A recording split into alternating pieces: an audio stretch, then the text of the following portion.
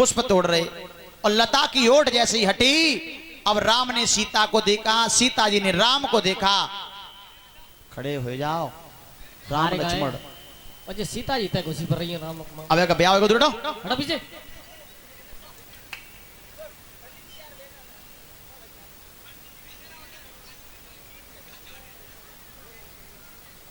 इतने खड़े हो 60 से अब का ब्याह होगा सो पल्ला घुस रह जाएगा।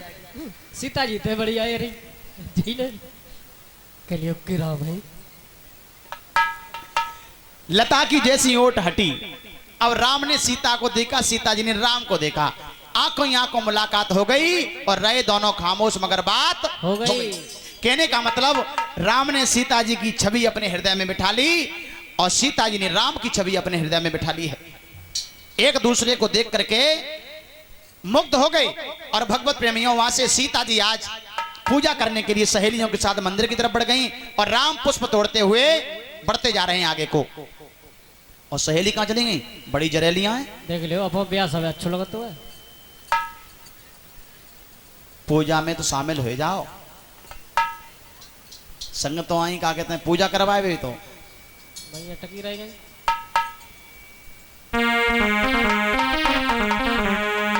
आज विधिवत रूप से पूजा की है। अब पूजा करने के बाद में मैया की आरती उतारी है कि अम्बे तू है जगदम्बे काली, जय दुर्गे खप्पर वाली, तेरे ही गुण गाए भारती। हो मैया हम सब यो तारे तेरी आरती। ओ भैया हम सब तारे तेरे आरती। अरे माँ बेटे का है इस जग में बड़ा ही निर्मल नाता। माँ बेटे का है इस जग में बड़ा ही निर्मल नाता। पूत कपूत स्नेह परना, पूत कपूत स्नेह परना, माता सुनी कुमाता, सब पर करुणा बरसाने वाली, अमृत बरसाने वाली, सतियों के सती को समारती। ओ मैया हम सब यो तारे तेरी आरती।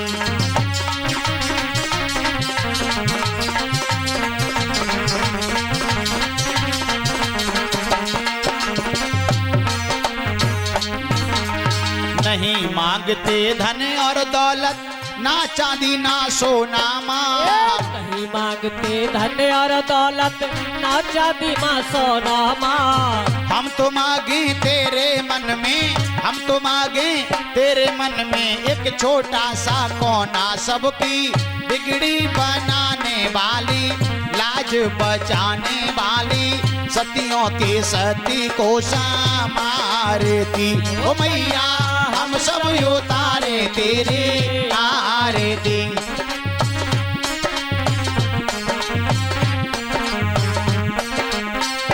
आरती। आज विधिवत रूप से आरती उतारी, मैया की पूजा की है और पूजा करने के बाद सीता जी सहेलियों के साथ लौट के घर के लिए वापस आती हैं। इधर आ जा बेटा।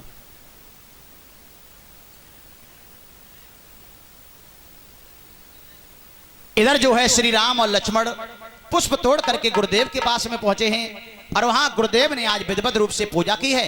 और पूजा करने के बाद अब चले जनक के दरबार की तरफ। बढ़ते गए बढ़ते गए,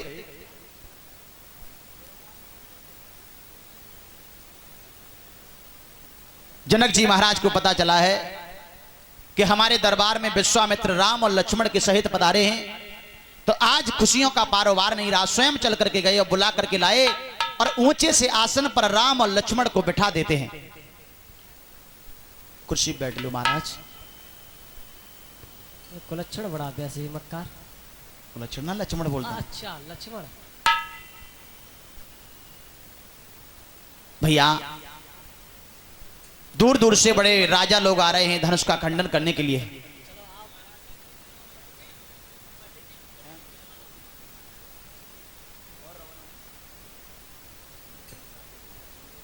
पंडित जी लगाओ दम, मत खोर रहा हो तुम आओ। कौन हो? कौन खोर रहा हुआ है? हाँ तोड़ दे के और का।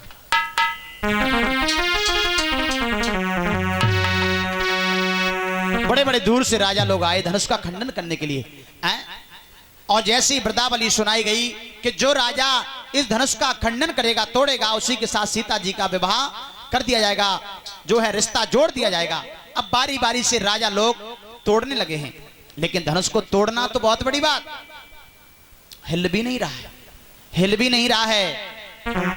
यहां तक कि भूप सहस्त्र दस एक ही बारा, लगे उठावन टरई नटारा।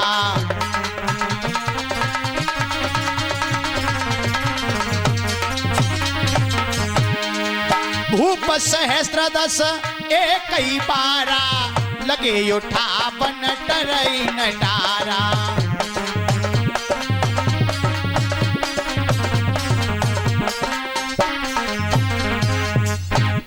बारी बारी से बताते हैं, भूप सहस दस एक ही बारा, 10,000 राजा तो नहीं लग सकते, लेकिन एक दिन में तो लग गए होंगे इतने। लेकिन फिर भी धनुष का खंडन नहीं हुआ।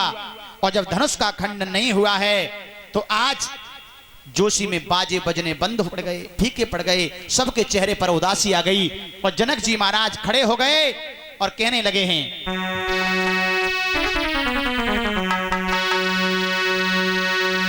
कि समझ लिया उन पुरखों की संतानों में तासीर नहीं। जय हो।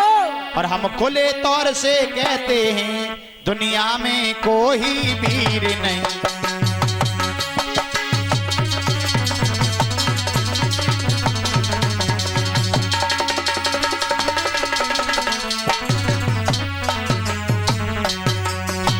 आज हमें पता चल गया कि दुनिया में वीर अब नहीं है, और अगर मुझे पहले ऐसा पता होता तो मैं इस प्रकार सीता का स्वयंवर नहीं करता। और जब ये बात कही तो दरबार में आज रघुवंशी भूप बैठे, लक्ष्मण राम बैठे, तो लक्ष्मण से नहीं रहा गया, लक्ष्मण खड़े हो गए और लक्ष्मण बोले क्या कहा, आप क्या कह रहे हो? पर समझ लिया उन पुरखों की संतानों में तासीर नहीं। और क्या कहा जनक फिर से बोलो, दुनिया में कोई वीर नहीं।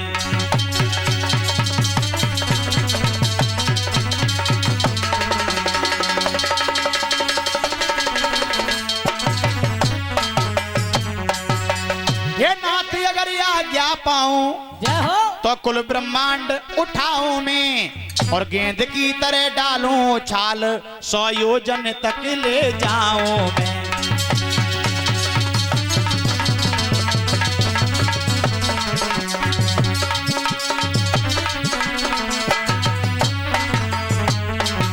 छत्रदंड की तरह छड़ में और छतरी सी अगर गिराऊं ना, तो शपथ तुम्हारे चरणों की जीवन भर धनुष उठाओ ना।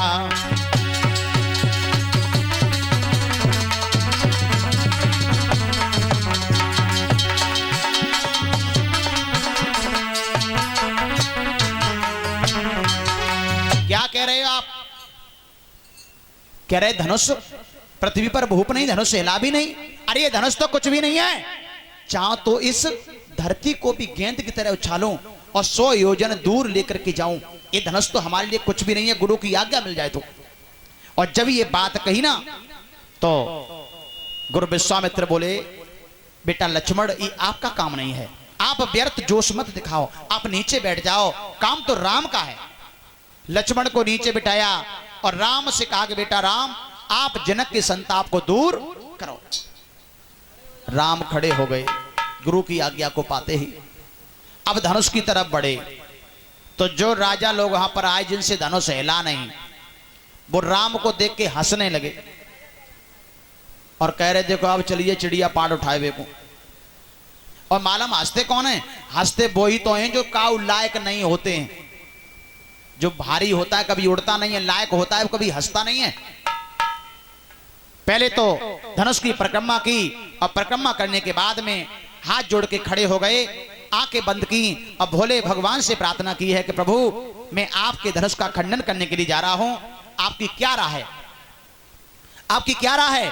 और उसी समय भोलेनाथ से बात हो गई। भोले भगवान ने कह दिया आपकी जैसी इच्छा प्रभु।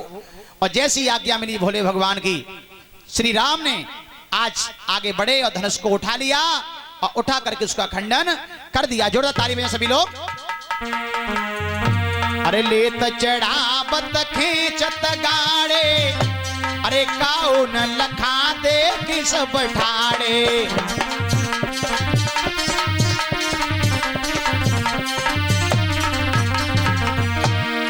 लेत चढ़ावत खींचत गाड़े, अरे काऊ न लखा दे कि सब ठाड़े।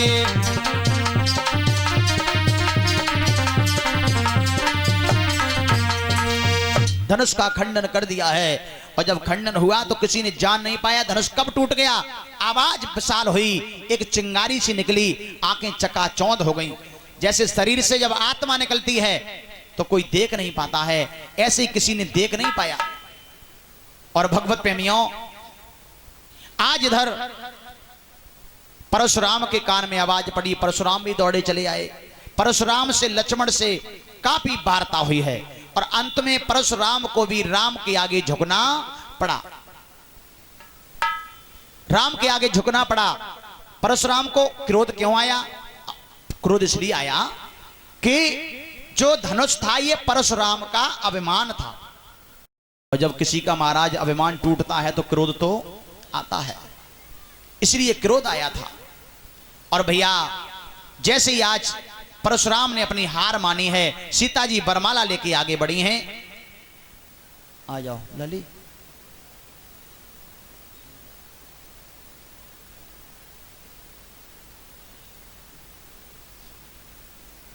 आगे बढ़ के आओ। राम बरमाला पकड़ाओ। इधर और बढ़ के आ जाओ आगे इस तरफ। इधर साइड में क्यों खड़े, इधर आओ।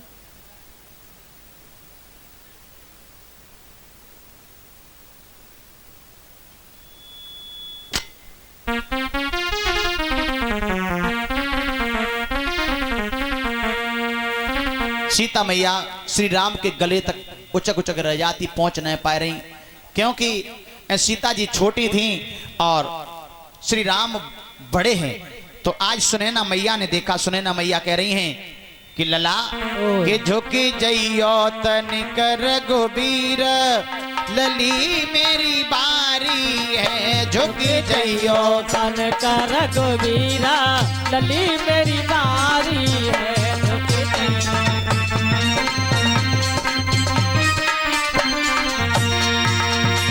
झुकी जइयो लला रघुबीर, लली मेरी बारी है। झुकी जइयो लाला रघुबीर, लली मेरी बारी है।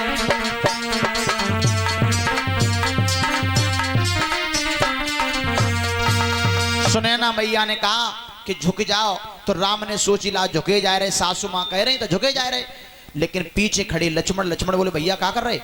ससुराल में सो भौजाई के सामने झुके जा रहे, सब जिंदगी भर झुके रहोगे। अब ने कहा झुके, राम सो बिल्कुल सीधे खड़े हो गए। सीता जी समझ गए कि अब बरमाला पड़ने वाली नहीं है, तो लक्ष्मण को अपने पास बुलाओ। सीता जी ने किधर आओ, और लक्ष्मण पास में गए तो लक्ष्मण से सीता जी बोलेंगे ऐसो करो हमारी बरमाला डलवा दो। कैसे? तो लक्ष्मण बोले बरमाला तो हम डलवा दिए, लेकिन हमारो ने ध्यान रखियो कि कैसो ध्यान ऐसो राखियो कि हमारे जहीं से चाई माई कराए दियो, भी अपनी शादी की बात पक्की कर रहे। हाँ, जहीं से हमारी चाई माई करा दियो, उन्हें की चिंता मत करो, तुम जो हमारा छप्पर उठवा पर मड़ैया था हम तुम्हारी उठवाई दी। तो लक्ष्मण ने कही सुनो, अब बात हो गई पक्की। लक्ष्मण बोले देखो हम भैया के चरणों में गिर पड़ेंगे। हाँ हाँ, और भैया जैसी हमें उठाएं सोई तुम बरमाला डाल दियो, जो न डाल पाई तो फिर हमारी कोई जिम्मेवारी ना है। इतनी बात कही और 22 समय लक्ष्मण भैया के चरणों में गिर पड़े, और राम ने जो उठाओ सोई सीता जी ने बरमाला डाल दी। आप भी डाल दो। राम ओ मंगलम भगवान विष्णु मंगलम गणो मंगलम पुंडरीकाक्षा मंगलाय तनोहरि। हाँ, कुर्सी पे बैठा लो भैया, कुर्सी इधर डालो आके। परिचित जी अब आ जाओ, शादी हो जान दो जल्दी, उठ के आ जाओ, कन्यादान में भाग लो। और 10 रुपया से कन्यादान नहीं होगा महाराज जी, आज हम बता हाँ बिल्कुल नहीं होगा। आ जाओ यज्ञपति जी, आ जाओ लीटर लेके। क्या गुस्स कर रहे हो? मंत्र से पढ़ता है दोनों जनी। एक मंत्र पढ़ता है, एक बामी में हाथ डालता है। पंडित जी तैयारी करो तुम। तिलक भाई कटोरी रखो और मिष्ठान रखो। भैया कहाँ गए कार्य करता?